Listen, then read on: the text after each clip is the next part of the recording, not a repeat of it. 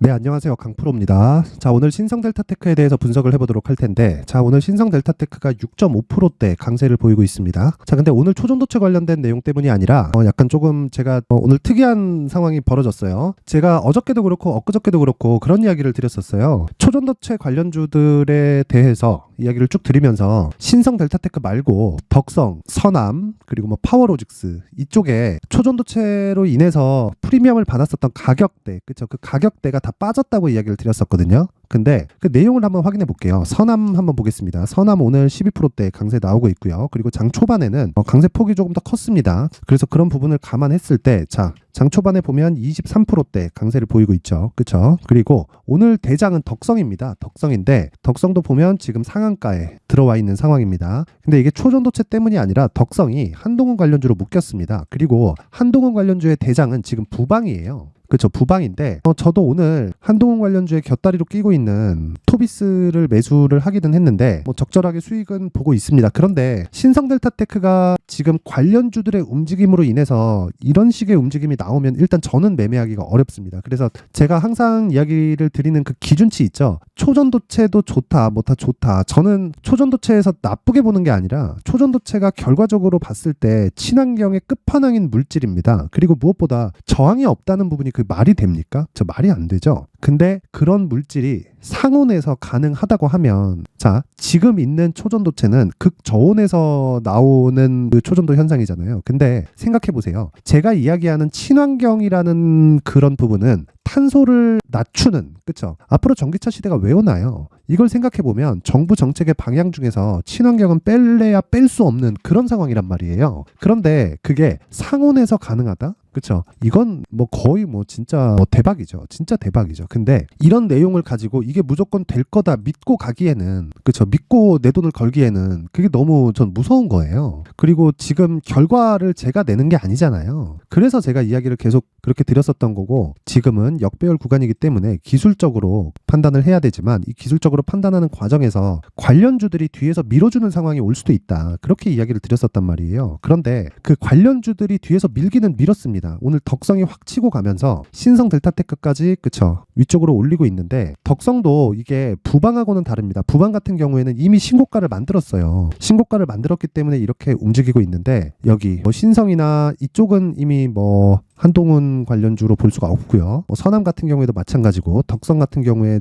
또 맥주나 뭐 그런 쪽으로 묶였는데, 이런 걸로 인해서 충분히 조정을 받고, 그리고 총선까지 시간이 남았기 때문에, 그쵸, 강세를 보일 수 있는 그런 상황은 나올 수 있겠죠. 근데 이런 걸로 인해서 신성 델타테크까지, 그쵸, 기술적인 내용을 토대로 내가 매매를 해 갈 수는 없습니다. 만약에 저는 개인적으로 한 2주 정도, 그쵸, 한 2주 정도의 이 기간 조정 구간에서 가격대를 잡으려고 했었는데, 오늘 이렇게 강세가 나와버리면 고가 저항을 받을 수밖에 없습니다. 그래서 일단 저는 매매를 못하지만 아직까지는 추적해야 되는 구간에는 있다. 제가 그냥 뭐 좋게 말하지도 않고 나쁘게 말하지도 않고 일부러 아무런 의도 없이 그냥 보이는 그대로 이야기를 드리는 겁니다. 그래서 제 시각 자체는 변함이 없습니다. 뭐 제가 계속해서 말씀을 드렸지만, 여기 11월 13일 날 반등이 나온 것을 확인하고, 여기 11월 14일부터 제가 계속해서 추적을 했고요. 그리고 11월 15일 날 제가 매수를 한 과정을 보더라도요, 정확하게 제가 가격대를 짚어서 이야기를 드렸단 말이에요. 실제 내용을 한번 보겠습니다. 11월 15일 날 보면 여기는 일단 강프로의 무료 소통방이고요. 자, 여기 보면 내용을 볼 수 있습니다. 자, 보세요. 11월 15일, 14일 날 한번 볼게요. 14일 날, 11월 14일 날 보면, 자, 보세요. 11월 14일 있죠. 11월 14일 있고, 그리고 신성 델타테크 오늘 35,000원 못 지키면 2만원 초반까지 내려갈 수 있다. 이렇게 이야기를 드렸는데, 자, 어제 강세 오늘까지 확인 필요하다. 매수 금지라고 제가 정확하게 이야기를 드렸었잖아요. 그런데 보세요. 요 날이에요. 요 날 11월 14일. 그쵸? 종가가 몇 프로 나오나요? 마이너스 7.88, 15,050원 딱 나오고 나서 그 다음날 바로 반등 나오잖아요. 그쵸? 이 반등도 저는 확인을 하고 들어간 겁니다. 그리고 11월 15일 날 여기 시초가 매매를 끝내고 나서 장 시작하고 나서 한 20분, 30분 그 안에 제가 들어갔다고요. 여기 신성 델타테크 바로 장중 매매 들어간다고 이야기를 드렸고, 그래서 요 날, 그쵸, 계속해서 상승폭을 키웠는데, 그리고 정확히 그 다음날 수능날, 지난주 목요일입니다. 수능날인데, 자, 장 시작 전에, 저 수능날이니까 1시간이 지연돼서 시작하죠. 9시 51분, 그쵸, 장 시작 전에 바로 매도 주문이 나가는 건데, 여기서 나온 근거도 역배열 구간에서는 62평 저항을 받아야 된다고 제가 그렇게 이야기를 드렸죠. 그 내용에 대해서 이야기를 드린 거고, 오늘 같은 경우에는 선암이 일단 신성 델타테크를 밀었습니다. 이게 초전도체하고는 또 관련이 없다는 거죠. 물론 저는 신성 델타테크를 매매하는 게 수급이 빵빵 잘 터지니까 그래서 매매하는 거긴 하지만 지금 추적하는 과정에서 그쵸 이런 쪽으로 인해서 그 제 계산보다 먼저 움직이는 상황이 나온다면 그냥 올라가는 경우가 있다면 진짜 주주분들은 진짜 축하드리고 저는 일단 지금 오늘 같은 경우에는 뭐 반등 확인한다 요 정도로는 못 본다. 왜 근거가 너무 확실하잖아요. 덕성이 올라가면서 그쵸 관련된 종목들이 어부지리로 가고 있는 그런 상황이기 때문에 이 구간에서 일단 저는 조심할 생각입니다. 이 부분 반드시 기억하시고 뭐 논문에 등재된다 이런 것보다 저는 이런 가격적인 부분으로 인해서 내가 얼마를 버는지가 더 중요하다고 생각하기 때문에 이런 부분 꼭 생각해 주셨으면 좋겠고요. 자, 그리고 강프로의 무료 소통방에서는 일단 신성 델타테크도 제가 여기 보면 계속해서 추적을 하고 있습니다. 이 내용 보면 신성 델타테크 6%대 강세 중 오전장 반등이 나와서 등락 중이지만 오늘 덕성 때문이다. 한동훈 관련주 어쩌고 저쩌고 블라블라 이렇게 쭉 가면서 그냥 올라간 패스하겠다. 이렇게 그냥 이야기를 드렸었던 거고 그리고 오늘 같은 경우에 시초가 그쵸 장 시작 전에 매매를 보면 여기 8시 45분 그리고 8시 49분 토비스와 SNS텍 그쵸 매매한 상황이 있고요. 이때 어느 정도까지 매매가 진행되었는지 한번 확인해 보면요. 자 일단 토비스입니다. 토비스 아까 전에 제가 말씀드렸죠. 토비스는 곁다리로 한동훈 관련주에 묶여서 그쵸 강세가 나오고 있는 거고 직접적인 연관이 있다 없다는 중요하지 않아요. 어차피 정치 테마에서 그쵸 이걸로 인해서 뭐 기업이 성장하는 상황이 나오는 건 아니니까 우린 딱 들어가서 돈만 먹고 빠지면 되잖아요. 그런 부분을 이야기를 드리는 거고 오늘 같은 경우에 지금 시가 대비해서 한 7%대의 수익 구간에 있습니다. 그쵸?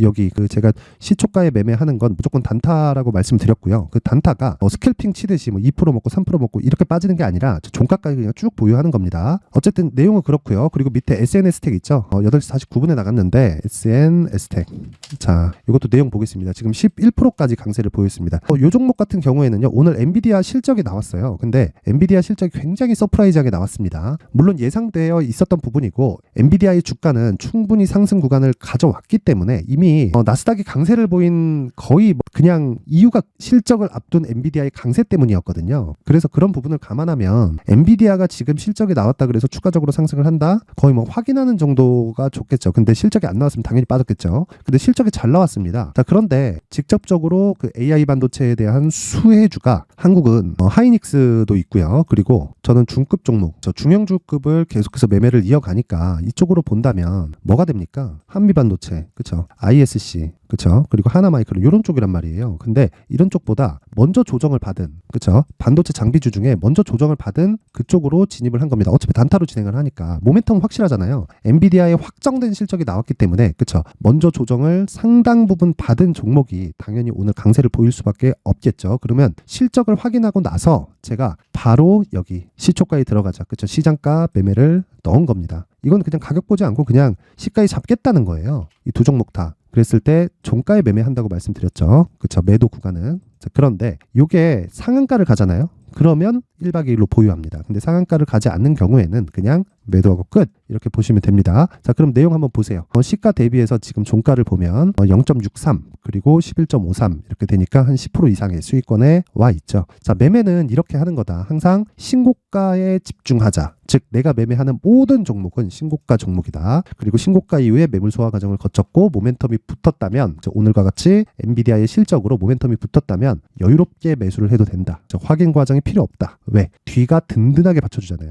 자, 생각해 보세요. 실적이 어디부터 어디까지 오나요? 엔비디아 실적 나온다. 그러면 엔비디아의 실적으로 인해서 뭐가 많이 팔린 겁니까? AI 반도체, 그쵸? 그러면 그래픽카드가 많이 팔렸다는 거고 그래픽카드에는 SK 하이닉스에, 그쵸? SK 하이닉스에 이 메모리 반도체가 들어갑니다. 그 메모리 반도체를 만드는 장비주들도 수혜를 받을 수밖에 없겠죠. 그래서 실적이 넘어오는 시간차가 있습니다. 그쵸? 그런 부분을 주가는 먼저 반영하기 때문에 충분히 상승 구간을 거쳤고 이 상승 구간을 거친 과정에서, 그쵸? 이런 상황이 된 거죠. 그러면 오늘 충분히 공략이 가능하다. 그러면 제가 한 달, 두 달, 세 달, 그쵸? 3달 이상을 추적해서 실적을 확인하고 가격대가 싸니까 매수해서 하루 10% 수익, 그쵸? 10% 수익 먹는 게 쉽지가 않습니다. 자, 그래서 항상 신고가 매매를 해야 된다는 점, 그리고 가격에 집중해야 된다는 점, 이 부분 기억하시고요. 내가 신성 델타테크에 대한 가격대, 그리고 이런 내용 있죠? 신고가 매매를 잘 못하겠다. 그래서 임팩트 있는 종목이 필요하다 하시는 분들은 소통방으로 들어오세요. 단, 최소한의 성의를 보여주셔야 되는데 돈 안 받습니다. 돈 안 받고 영상 상단에 있는 전화번호로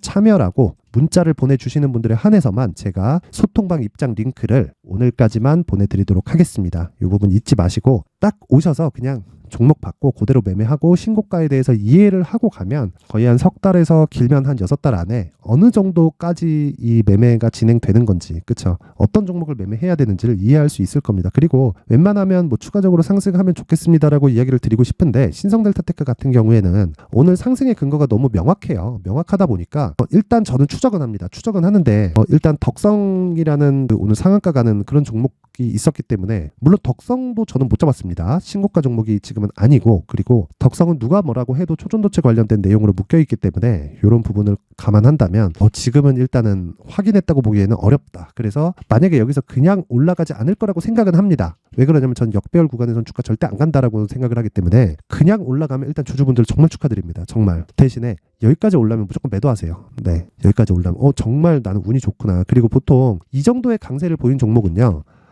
산을 3개 정도는 만듭니다. 네, 산을 3개 정도는 만드니까 이 부분 잊지 마시고요. 근데 올라갈 때 매도하는 거 어려운 거 압니다. 그렇기 때문에 정말 어느 정도의 상황을 봐야 되는지를 소통방에서 계속 이야기를 하고 있고, 그리고 혹시 제가 원하는 대로 한 2주 정도의 이 등락 구간이 62평선을 기준에서 나온다면, 그렇죠, 가격대 추적 필요하다 그랬죠. 제가 2주 안에 수익으로 전환시킬 수 있는 가격대를, 아까 전에 보여드린 것처럼 그 가격대를 제가 디테일하게 준비를 해놨으니까 최소한의 성의를 보여주세요. 최소한의 성의를 보여주시는 분들에 한해서만 제가 신성델타테크의 가격 그리고 단기 보유 전략을 공유해드리도록 하겠습니다. 최소한의 성의는 돈 안 받고요. 영상 상단에 있는 전화번호로 숫자 3이라고 문자를 보내주시는 분들에 한해서만 제가 신성델타테크의 가격 그리고 단기 보유 전략을 공유해 드리도록 하겠습니다. 자, 항상 시청해 주셔서 감사드리고요. 신성델타테크 일단 오늘 오르니까 기분은 좋습니다. 저는 매수를 못했는데 일단 기분은 좋고, 그냥 제 예상과 달리 그냥 올라가면 6만원대까지 만약에 간다 그러면 진짜 다행이다 생각하고 꼭 매도하셨으면 좋겠고요. 무엇보다 지금 2주 동안의 횡보 기간이 오면 단기 보유 전략이 반드시 필요하니까 제가 무료로 공개를 해드릴 테니까 상단의 번호 확인해서 숫자 3이라고 문자 보내주시면 됩니다. 자, 날씨 추워졌는데 감기 조심하시고요. 그리고 무엇보다 가격 정말 중요하다는 점 잊지 마세요.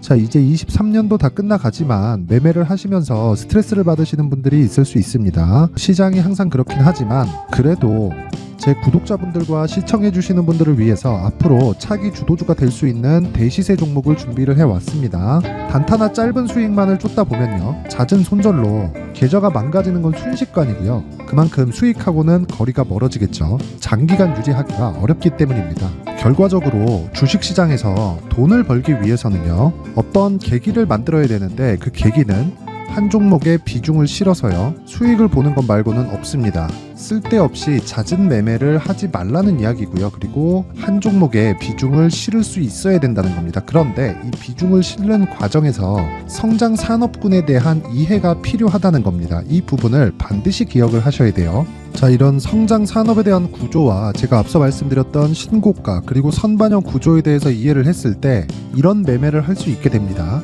2월 7일 강프로의 대시세 종목으로 에코프로 매수가는 17만원 이에서 진행이 됐고요. 그리고 목표가는 50만원부터 자율 매도 구간으로 잡았죠. 예상 수익 범위가 200% 이상으로 되어 있는데 신고가 이후에 선반영 평균치가 200% 이상이기 때문에 그렇습니다. 자, 그런데 에코프로가 2차전지 양극재 기업이죠. 2차전지 양극재는 친환경이라는 범주 안에 속해 있다고 보시면 됩니다. 근데 제가 항상 이야기를 드리죠. 시세는 항상 연결된다고요. 앞으로 나올 대시세 종목도 이런 친환경이라는 성장 산업군에 포함되어 있어야 됩니다. 자, 이런 성장 산업군에 포함되어 있는 걸 확인한다면 이 내용처럼 3가지의 공통점을 가지고 있습니다. 1년에 많은 종목이 발생하지 않고요. 그리고 세력들의 장기간 매집 구간이 확인돼야 되고, 그리고 상승하기 시작하면 평균적으로 3개월 정도의 상승 구간을 보이기는 하지만 제가 2개월이라고 작성을 해온 건 한 가지 내용 때문입니다. 한 달은 확인하는 과정이 필요하기 때문입니다. 이게 무슨 얘기냐면 성장 산업에 대한 부분 그리고 이런 공통점, 여기다가 기술적인 내용을 다 포함을 시키더라도 절대적으로 가격이 우선적으로 반영이 되는 것이기 때문입니다. 에코프로도 마찬가지예요. 장기간 하락하면서 최악의 국면을 거쳐왔고요. 이 구간에서 먼저 하락을 했다는 건 앞서 말씀드렸던 내용처럼 고가에 대한 부분이 아니라 저가, 즉 나쁜 부분을 반영한 이후에 신고가를 발생을 시켰다는 건 앞으로 좋을 부분을 반영이 되고 있다는 거죠. 그런데 본격적인 시세는 신고가 이후라고 말씀을 드렸고 지금은 매물 소화 과정을 보내고 있습니다. 앞서 말씀드린 대로 가격 먼저 분석을 끝냈죠. 그리고 나서는 정부 정책의 방향과 맞는지를 체크를 해야 되는 겁니다. 2023년 대시세 종목인 에코프로도요. 정부 정책의 방향에 맞는 종목이라고 볼 수 있겠죠. 물론 이런 종목들도요. 신고가 이후에 시세를 낸다는 건 반드시 기억하고 있어야 됩니다. 자, 이런 내용을 토대로 23년 상반기 에코프로와 같은 대시세 종목을 준비를 해왔습니다. 자, 하반기 대시세 종목은 영상 상단의 전화번호로 대시세라고 문자를 보내주시는 분들에 한해서만 공유해드리도록 할 테니까 영상 상단의 전화번호 확인해서 하반기 대시세 종목으로 큰 수익 내셨으면 좋겠습니다.